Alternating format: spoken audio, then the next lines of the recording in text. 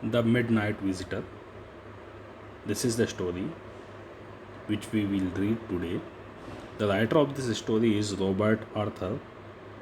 This story is about a secret agent, Osable, and another secret agent, Max, who want to collect the important documents about the new missiles program.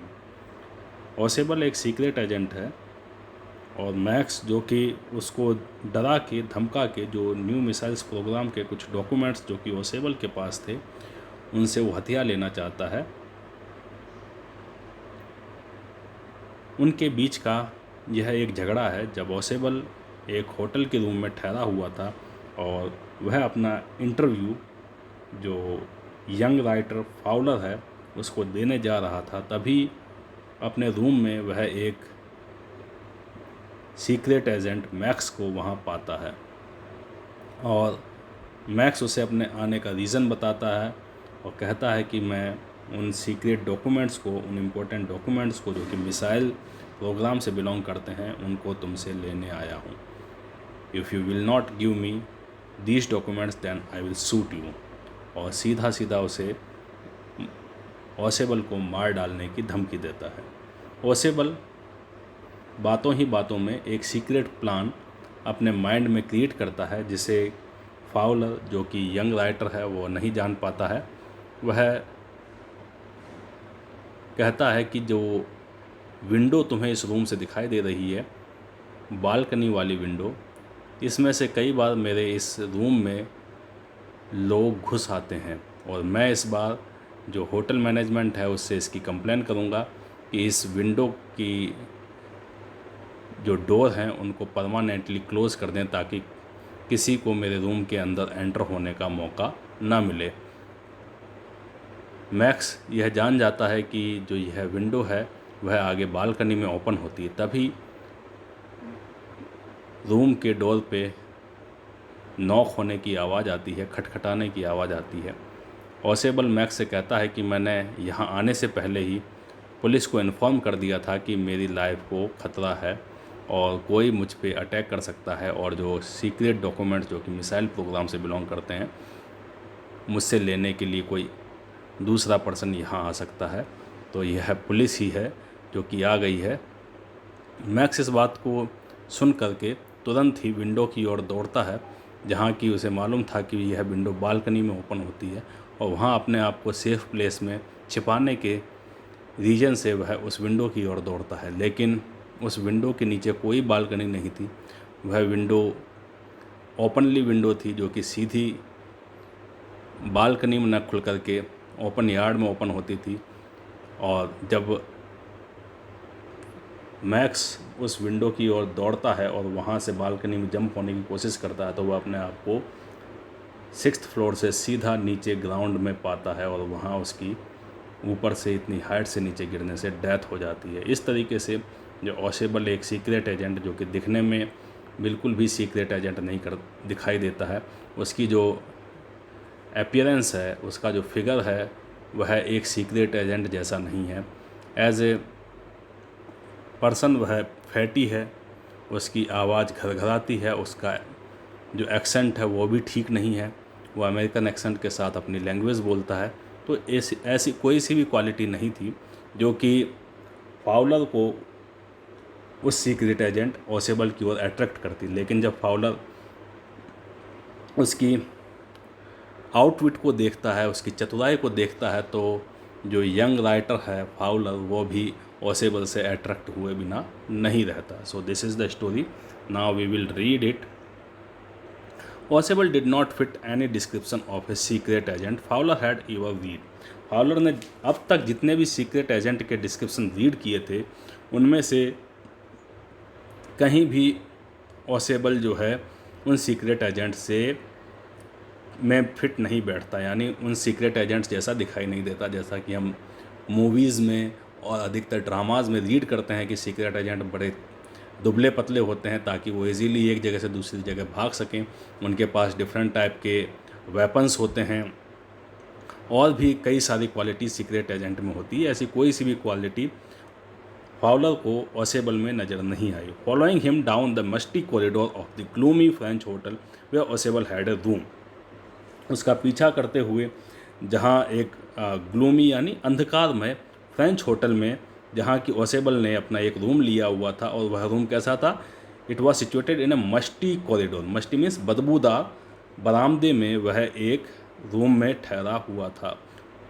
Fowler felt let down, और Fowler को बहुत ही उससे निराशा हुई। Let down means disappointed. He was so much disappointed by seeing the room of the Ausable, क्योंकि उसने जहाँ तक सुन रखा था सीक्रेट एजेंट जो है 5 स्टार होटल्स में ठहरते हैं, वह बदबूदार कमरे में ठहरा हुआ था। तो ये सारी की सारी जो चीज़ें थी वह एक सीक्रेट एजेंट से बिल्कुल विपरीत थी, बिल्कुल अपोजिट थी। It was a small room, यह एक छोटा सा रूम था, on the 6th and top floor, जो कि सबसे ऊंची 6th फ्लोर पे सिचुएटेड था, जो कि लास्ट फ्लोर थी इस बिल्डिंग की। And scarcely A setting for a romantic adventure, और यहाँ पर शायद ही कोई रोमांटिक यानी रोमांचक, एडवेंचर यानी साहसिक कार्य के लिए शायद ही कोई उपयुक्त स्थान यह रूम हो सके। ऐसा फाउलर को, जो कि एक यंग राइटर है, उसको उस रूम को देखने और ओसेबल से मिलने के बाद महसूस हुआ। Ausable was for one thing fat, और ओसेबल पहली चीज़ तो यह थी कि ही वॉज फैट, वह मोटा था, लेकिन मोटा नहीं, बहुत मोटा था, very fat. And then there was his accent, और दूसरी चीज़ थी उसका एक्सेंट, उसका बोलने का तरीका। दो he spoke French and German passably, वह फ्रेंच और जर्मन तो जैसे तैसे बोल लेता था। He had never altogether lost the American accent he had brought to Paris from Boston 20 years ago, लेकिन वह अब तक अपने अमेरिकन लहजे को, एक्सेंट मीन्स लहजे को, अब तक नहीं भूल पाया था, जो कि वह 20 ईयर्स पहले बोस्टन से पेरिस आने पर उस लहजे को, उस अमेरिकन एक्सेंट को अपने साथ ले आया था। यू आर डिसअपॉइंटेड, ओसेबल सैड विजली ओवर हिज शोल्डर्स, तुम बहुत निराश हुए हो, ओसेबल ने कहा। विजली, विजली मीन्स घरघराती हुई आवाज़ में, ओवर हिज शोल्डर्स, जो कि उसके कंधे के ऊपर से उसको आवाज़ आई, तो उस तरीके की आवाज़ में, घरघराती हुई आवाज़ में ओसेबल ने फाउलर से कहा कि तुम मेरी अपीयरेंस को देख करके, मेरे इस रूम को देख करके शायद बहुत निराश हुए हो। You were told that I was a secret agent, तुम्हें बताया गया था कि मैं एक सीक्रेट एजेंट हूँ, ए स्पाई, मैं एक स्पाई हूँ, जासूस हूँ, डीलिंग इन स्पायरनेज एंड डेंजर, जो कि स्पायरनेज यानी गुप्तचरी या जासूसी के काम में लगा रहता है और ख़तरों से खेलता है। You wish to meet me because you are a writer, और तुमने मुझसे मिलने की इच्छा इसलिए प्रकट की थी क्योंकि तुम एक राइटर हो, यंग एंड रोमांटिक राइटर, जो कि जवान और ऐसे ही रोमांचक विषयों पर लिखने वाले राइटर हो। You envisioned mysterious figures in the night, तुम जो है रात के समय मिस्टीरियस फिगर, रहस्यमय फिगर्स को देखने के लिए हमेशा कल्पनाएं करते रहते हो। The crack of pistols drugs in the wine, जिसने की कल्पना की होगी कि यहाँ पे क्रैक ऑफ पिस्टल्स होगी, यानी पिस्तौलों के चलने की आवाज़ आएगी, ड्रग्स नशीले पदार्थों की या वाइन की यानी शराब की, इन सब की गड़गड़ाहट और पिस्टल की आवाज़, ऐसा ही कुछ तुमने अपनी कल्पना में सोचा होगा जब तुम इससे मिलने आए होगे, लेकिन यहाँ मिलने के बाद में तुमने इनमें से ऐसा कुछ भी नहीं पाया। इंस्टीड, इसके बजाय, you have spent dull evening in French music hall with a sloppy fat man, तुमने इसके बजाय इस फ्रेंच म्यूज़िक हॉल के अंदर एक स्लोपी, जो कि स्लोपी का मतलब होता है अनटिडी, यानी कि गंदे संदे कपड़े पहने हुए फैट मैन यानी मोटे व्यक्ति के साथ में तुमने अपनी शाम गुजारी है। Instead of having message slipped into his hand by dark-eyed beauties, get only a prosaic telephone call making an appointment in his room, किसी डार्क आइड ब्यूटीज़ यानी कि किसी सुंदर काली आँखों वाली महिला से मैसेज लेने की बजाय यह व्यक्ति यानी ओसेबल जो है एक टेलीफोन कॉल से अपने मैसेजेस प्राप्त करता है। साधारण टेलीफोन कॉल से, प्रोजेक्ट में साधारण से टेलीफोन कॉल से अपने मैसेजेस को प्राप्त करता है और अपने अपॉइंटमेंट को जिसके अंदर उसके अपॉइंटमेंट का समय निर्धारित होता है। यू हैव बीन बोर्ड, तुम इस स्थिति से बिल्कुल बोर हो चुके हो, ऊब चुके हो। The fat man chuckled to himself as he unlocked the door of his room and stood aside to let his frustrated guest enter. और वह जो मोटा व्यक्ति था यानी जो ऑसेबल था, वह उसने चकल्ड किया, यानी कि उसने मुंह बंद करके वह हंसा। चकल्ड का मतलब होता मुंह बंद करके हंसना।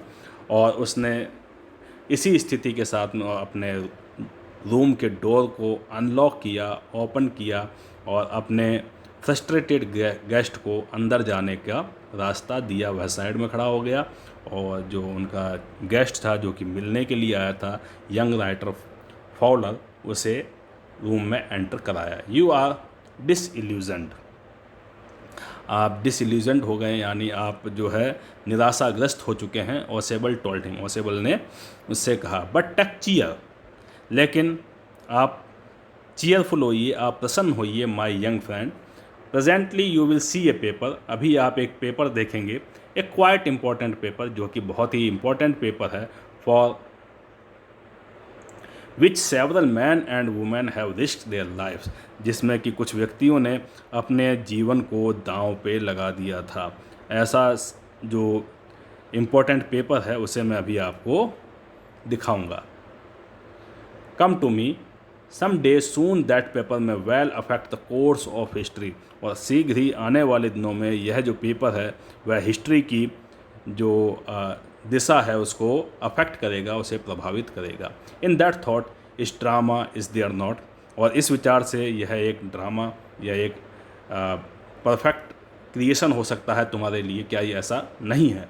एज ही स्पोक, जैसे ही वह बोला, Ausable close the door behind him, और उसी के साथ में ओसेबल ने दरवाज़ा, अपने पीछे वाले दरवाजे को बंद कर दिया, पीछे से अपने दरवाजे को बंद कर दिया। Then he switched on the light, और फिर उसने कमरे की लाइट को जलाया। And as the light came on, और जैसे ही कमरे में लाइट चली, Fowler had his first authentic thrill of the day, Fowler को उस दिन का पहला थ्रिल, पहला रोमांच देखने का मौका मिला।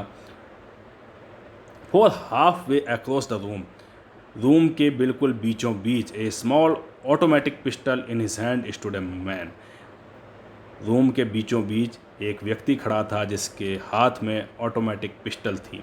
ओसेबल ब्लिंक्ड ए फ्यू टाइम्स, ओसेबल ने कुछ समय कई बार अपनी आंखों को मिचमिचाया। मैक्स, ही विज्ड, मैक्स, वह फिर घर खड़ा करके बोला, you give me A quite start, तुमने तो मुझे बिल्कुल चौंका ही दिया है।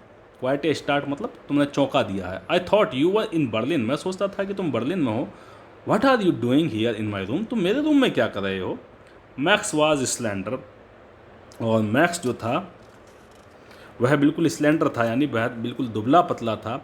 ए little less than tall with features that suggested slightly the crafty pointed countenance of a fox, और उसका जो फीचर्स था, उसकी जो शक्ल सूरत थी वह ऐसी थी जैसे कि लोमड़ी की शक्ल होती है, उसकी जैसी शक्ल उसकी थी। And he was slightly and क्राफ्टली, slightly and क्राफ्टली का मतलब होता है, स्लाइटली मीन्स कुछ कुछ, और क्राफ्टली मीन्स चालाक, तेज तर्रार, और चालाक तेज तर्रार फॉक्स जैसी। काउंटिनेंस मीन्स फेस था उसका। There was about him aside from the gun nothing especially menacing, और केवल उसके हाथों में जो पिस्टल थी उसके अलावा ऐसा कुछ भी नहीं था जो कि उसके बारे में मिनेंसिंग दिखाई देता हो, उसके बारे में जोखिम भरा दिखाई देता हो, उसके बारे में ख़तरनाक लगता हो। यानी उसके हाथ में बंदूक थी, यही सबसे बड़ा खतरा था। बाकी उसका जो फेशियल एक्सप्रेशन था उसमें या उसके बॉडी लैंग्वेज से ऐसा नहीं लगता था कि वह बहुत ही खतरनाक व्यक्ति है। यानी वह बहुत स्लिम था, वह बहुत दुबला पतला था, और उसकी फेस की चालाकी बिल्कुल फॉक्स जैसी दिखाई देती थी। द रिपोर्ट, ही मर्मर्ड, वह बुदबुदाया, वह report, the report that is being brought to you tonight concerning some new missiles, वह रिपोर्ट जो कि जो न्यू मिसाइल्स प्रोग्राम से रिलेटेड है, जिसको कि जो कि आज रात को तुम्हारे पास आई है, वह रिपोर्ट चाहिए। I thought I would take it from you. मैंने सोचा कि मैं वह रिपोर्ट तुमसे ले लूँ। It will be safer in my hands than in yours. तुम्हारे हाथों की बजाय वह मेरे हाथों में रिपोर्ट ज़्यादा सुरक्षित रहेगी, ऐसा मैक्स ने ऑसेबल से कहा। Ausable move to an armchair and set down heavily. Ausable जो है आर्म चेयर की ओर गया और वहाँ पे जा कर के बैठ गया। I am going to reach the devil with the management this time. मैं इस बार जो यहाँ का जो मैनेजमेंट है उससे इस इश्यू को उठाऊंगा। And you can bat on it. और तुम इस बात पे मुझसे बैट लगा सकते हो, मुझसे शर्त लगा सकते हो। He said grimly. उसने बड़ी ही ग्रिमली यानी बड़े ही गंभीरतापूर्वक कहा। This is the second time in a month that somebody has got into my room through that nuisance of a balcony. यह दूसरा टाइम है, जबकि इस महीने का दूसरा समय है जबकि कोई दूसरा व्यक्ति, कोई अनजान व्यक्ति मेरे कमरे में इस बालकनी से, इस बेकार सी, इस नॉइसेंस में, इस कमबख्त बालकनी से मेरे रूम में घुस आया है। Fowler's eyes went to the single window of the room. और जो फाउलर था, जो राइटर था, उसकी आइज़, उसकी आंखें उस अकेली विंडो की ओर घूम गईं जो कि उस रूम में सिचुएटेड थी। It was an ordinary window. यह एक साधारण सी खिड़की थी। Against which now the night was pressing blackly. वह एक साधारण सी खिड़की थी और जहाँ पर की रात का अंधेरा छाया हुआ था। Balcony, max said with A rising inflections. Balcony, max ने ऊंची आवाज़ में कहा। राइजिंग इन्फ्लेक्शन, ऊंची आवाज़ में अपने सुर को ऊंचा करते हुए। नो ए पास की, नहीं, मैं तो एक पास की से आया हूँ, यानी मास्टर की से मैंने तुम्हारे रूम में एंटर किया, यानी कि दूसरी चाबी से मैंने तुम्हारे रूम का ताला तोड़ दिया है। I did not know about the balcony. मैं इस बालकनी के बारे में नहीं जानता था। It might have saved me some trouble had I known. अगर मुझे इस बालकनी के बारे में पता होता तो मुझे कम परेशानी होती। Some trouble had I known, अगर मैं इसको जानता तो मुझे सम ट्रबल यानी कुछ कम परेशानी होती। जैसे कि परेशानी मुझे सीधे रूम से डुप्लीकेट चाबी से इस रूम को खोलने में हुई, उससे कम परेशानी मुझे होती। इट्स नॉट माई बालकनी, यह मेरी बालकनी नहीं है। Ausable sad with extreme irritation. Ausable ने बहुत ही इरिटेशन के साथ, यानी बहुत ही चिड़ सा गया और अपने चिड़ के साथ में उसने यह कहा। It belongs to the next apartment. यह अगले अपार्टमेंट की, अगले रूम की भी बालकनी है। ही glanced explanatory at Fowler. You see, he said, this room used to be part of a large unit and the next room, so that door there used to be the living room. उसने अपनी बात को कहते हुए Fowler के ऊपर नज़र डाली, फाउलर को देखा और कहा, तुम देख सकते हो। वह बोला, यह कमरा एक बड़ी इकाई के भाग के रूप में उपयोग किया जाता था तथा अगला कमरा जो उस दरवाजे से होकर खुलता था वह एक मैन रूम हुआ करता था, या फिर लिविंग रूम को हम कह सकते हैं, मुख्य रूम हुआ करता था। इट हैड द बालकनी, और इस कमरे में यह बालकनी थी, विच x tends under my window now, जो कि अब मेरी खिड़की के नीचे तक बढ़ा दी गई है। You can get on to it from the empty room 2 doors down. और तुम इस बालकनी में 2 डोर्स से आगे एक एम्प्टी रूम में, एक खाली रूम में घुस सकते हो, यानी कि दो कमरे आप पार करेंगे, उसके बाद में आप एक खाली रूम में इसमें से सीधे एंटर हो सकते हैं। And somebody did last month, और ऐसा ही किसी ने पिछले महीने भी किया था। The management promise to block it off but they haven't. Management ने, होटल का जो मैनेजमेंट है, उसने इसे ब्लॉक करने का मुझसे प्रॉमिस भी किया था, लेकिन उन्होंने ऐसा किया नहीं। Max glanced at Fowler who was standing stiffly not far from Ausable.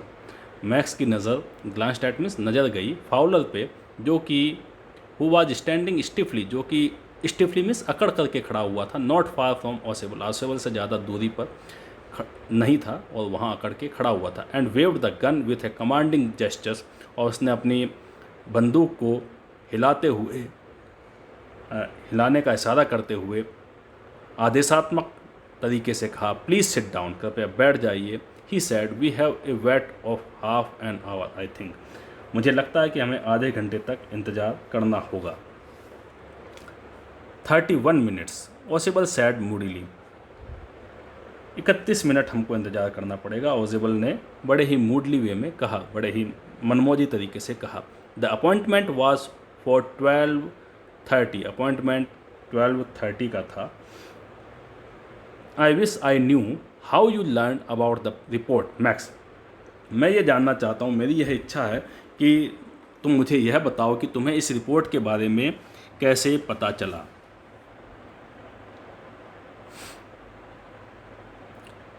The little spy smiled इविली, वह छोटा सा जासूस बड़े ही इविली वे में, बड़े ही कुटिलतापूर्वक वह मुस्कुराया, बड़े ही विकेडली वे में उसने मुस्कुराहट दी।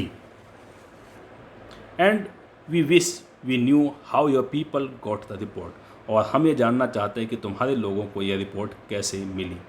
But no harm has been done, लेकिन कोई भी नुकसान नहीं पहुंचाया गया। I will get it back tonight, मैं आज रात को ही इसे प्राप्त कर लूँगा। What is that, who is at the door, यह क्या है, दरवाजे पर कौन है। Fowler jumped at the sudden knocking at the door, Fowler अचानक से उछल पड़ा जैसे ही उसे दरवाजे पर खटखट की आवाज़ सुनाई दी। ओसेबल जस्ट स्माइल्ड, ओसेबल सिर्फ मुस्कुराया। That will be the police, यह पुलिस ही होगी। He said, I thought that such an important paper as the one we are waiting for should have a little extra protection. मैंने सोचा कि जिस इम्पोर्टेंट पेपर की हम लोग वेट कर रहे हैं, प्रतीक्षा कर रहे हैं, उसके लिए हमें कुछ एक्स्ट्रा प्रोटेक्शन तो रखनी ही चाहिए। I told them to check on me to make sure everything was all right, मैंने उनसे कहा था कि सब कुछ ठीक चल रहा है, इसके बारे में श्योरिटी लेने के लिए आप हमारे ऊपर हमको चेक करते रहिए, हम पर नज़र बनाए रखें। Max bit his lips nervously, max ने अपने होठ जो है घबरा कर नर्वस वे में काट लिए। द नॉकिंग वाज रिपीटेड, दरवाजे में पर खटखट की आवाज़ वापस से रिपीट हुई, दोबारा से आई।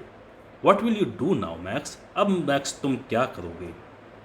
ओसेबल आस्क्ड, ओसेबल ने पूछा। If I do not answer the door they will enter anyway, अगर मैं इस नॉकिंग का कोई आंसर नहीं दूंगा तो वो किसी भी हालत में अंदर घुस आएंगे।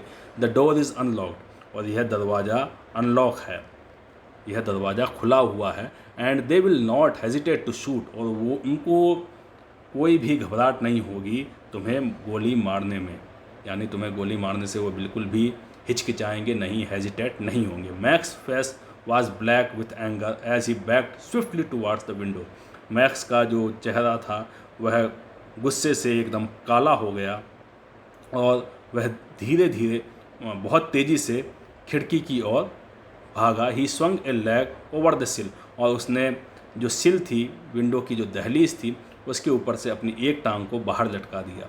सेंड दैम अवे, उन्हें यहाँ से दूर भेजो। ही वार्नड, उसने चेतावनी दी।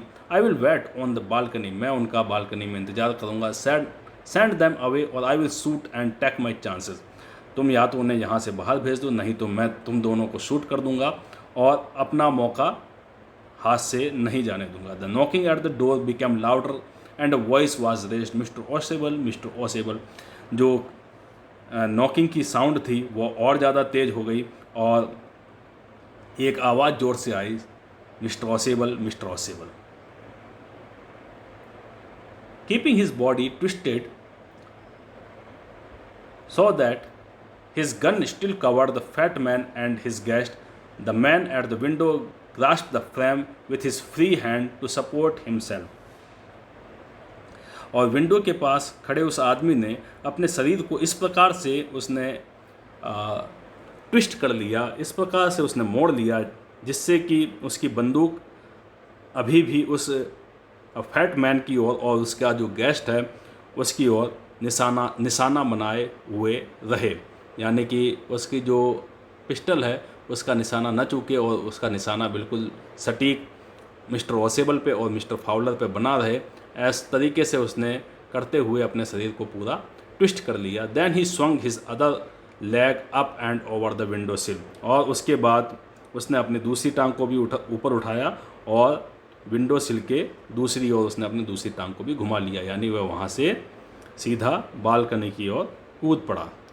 द डोर नॉब टर्न, दरवाजे की जो नॉब थी वह घूमी। Swiftly Max pushed with his left hand to free himself from the sill and drop to the balcony, और शीघ्र ही मैक्स ने अपने हाथ को भी उस सिल से हटा लिया और वह बालकनी में उसने अपने आप को गिरा लिया। And then as he dropped he screamed once shrilly, और जब वह नीचे गिरा तो बहुत तेज़ आवाज़ में, स्क्रीम्ड मीन्स चीखा, श्रीली मीन्स बहुत तेज़ आवाज़ के साथ उसके चीखने की आवाज़ सुनाई दी। The door opened and waiter stood there with a tray, a bottle and 2 glasses, दरवाज़ा खुला और वहाँ एक वेटर जो था वह खड़ा हुआ था, जिसके हाथ में एक ट्रे थी, एक बोतल थी और 2 गिलास थे। Here is the drink you ordered for when you return, यहाँ ये आपकी ड्रिंक है जो कि आप जब लौटे थे, जिसके लिए आपने ऑर्डर दिया था, वह ड्रिंक तैयार है। ही सैड, उसने कहा, and set the tray on the table, और उस ट्रे को उसने टेबल पे रख लिया। Deftly uncorked the bottle and left the room, और उसने बोतल के ढक्कन को खोला और रूम से चला गया। डेफ्टली मीन्स जिसके अंदर एक्सपर्ट है, यानी वह बोतल खोलने में डिफ्टली था, एक्सपर्ट था, उसने एक्सपर्ट वे में उस बोतल के ढक्कन को अनकॉक्ड किया, ओपन किया और उसने रूम छोड़ दिया। White faced Fowler steered after him, जो वाइट फेस्ड का मतलब भयभीत, बहुत डरा हुआ। फाउलर जो कि बहुत भयभीत हो गया था, उसने ऑसेबल की ओर उसने घूरा, स्टीयर्ड किया, बट ही स्टेमर्ड द पुलिस, लेकिन वह स्टेमर्ड हुआ, वह हकलाया, पुलिस कहाँ है? देयर वर नो पुलिस, यहाँ कोई पुलिस नहीं है। ऑसेबल साइड, ऑसेबल ने ठंडी सांस ली। Only Henry whom I was expecting, सिर्फ हेनरी था जिसकी मुझे उम्मीद थी कि वह अभी यहाँ मेरा जो मैंने उसको ऑर्डर दिया है वह चीज़ लेकर के आएगा। But want that man out on the balcony, लेकिन क्या वह व्यक्ति अभी भी बालकनी में नहीं खड़ा है? वह तो ये सब बातें सुन रहा होगा। फाउलर बिगन, फाउलर ने फिर से कहा। No said Ausable he won't return, नहीं, ऑसेबल ने कहा वह लौट करके नहीं आएगा। You see my young friend there is no balcony, मेरे यंग फ्रेंड तुम देखो वहाँ कोई बालकनी नहीं है, यानी कि वह ओपन विंडो थी जो कि सीधी ग्राउंड में खुलती थी, और वहाँ से नीचे गिरने पर मैक्स की जो है डेथ हो चुकी थी। इसीलिए ऑसेबल ने कहा था कि वापस मिस्टर मैक्स यहाँ इस रूम में लौट करके नहीं आएंगे, वह स्पाई वापस लौट करके नहीं आएगा। इस तरीके से मिस्टर ऑसेबल ने अपनी आउटविट का यूज़ करके, अपनी चतुराई का यूज़ करके अपनी और अपने गेस्ट की जान को बचा लिया। This is the story. Thank you.